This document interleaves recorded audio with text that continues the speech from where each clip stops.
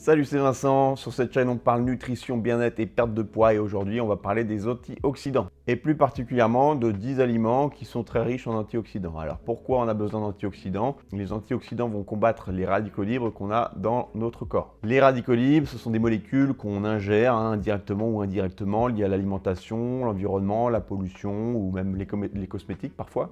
Et ces radicaux libres ont la particularité d'oxyder les cellules, c'est pour ça qu'on va devoir compenser avec des antioxydants. Si tu veux un exemple d'oxydation, par exemple quand tu ouvres un avocat, tu vas voir que si tu le laisses à l'air libre, il va s'oxyder tout seul, il va devenir noir au bout de quelques minutes. Si tu veux combattre cette oxydation, il suffit de l'arroser avec un jus de citron.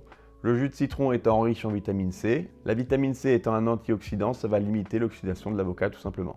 Donc les antioxydants, il y en a de toutes sortes, il y a les vitamines, il y a les anthocyanes, les quercétines, enfin bref, tout un tas de noms barbares. Nous, on va plutôt se concentrer sur les aliments qui en contiennent. Allez, c'est parti pour le petit top 10. N'hésite pas à t'abonner dès maintenant pour être au courant des nouvelles vidéos qui arrivent prochainement. Alors, les fruits rouges en règle générale, tout particulièrement les myrtilles, très riches en vitamine C, faibles en calories, elles limitent aussi le mauvais cholestérol. Le thé vert qui va être anti-inflammatoire, très riche en antioxydants également, et qui va pouvoir prévenir de certaines maladies cardiovasculaires. On a toutes les noix de cajou, les amandes, les noisettes.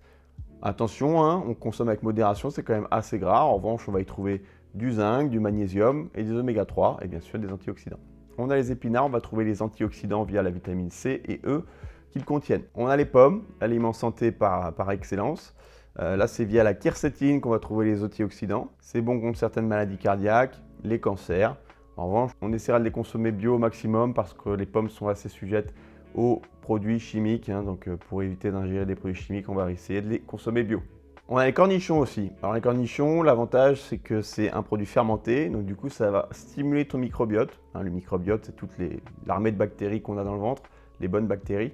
Donc c'est une bonne chose, un double effet, antioxydant et également ça stimule le microbiote. Les brocolis c'est top, ça va t'amener de la vitamine B, de la vitamine C et des fibres. On peut en mettre un petit peu partout, tu le cuisines ça à la vapeur et tu peux rajouter ça à côté de ton riz, de ton poulet. C'est très facile, très courant, même en congelé bio, comme ça tu en as toujours chez toi. Pour condimenter, on a l'ail et l'oignon, parfait également, facile à cuisiner.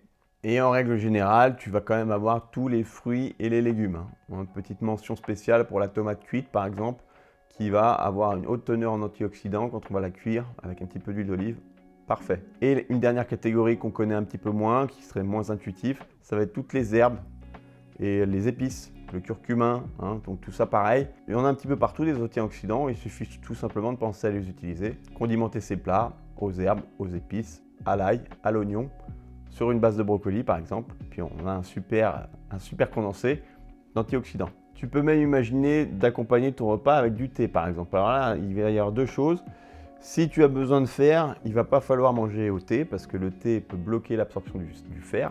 Mais si tu as des problèmes de fer, comme ça peut arriver chez certaines personnes, là par exemple, ça peut être intéressant de manger accompagné de thé plutôt que d'eau pour limiter l'absorption du fer par le corps. Voilà, donc des antioxydants, il y en a un peu partout, c'est pas plus mal. Là, je t'ai donné des aliments plutôt courants, il faut savoir qu'il y en a qui en contiennent et qu'il faut intégrer à son alimentation quotidienne. On se retrouve pour la prochaine vidéo, un petit pouce bleu, un abonnement, à bientôt.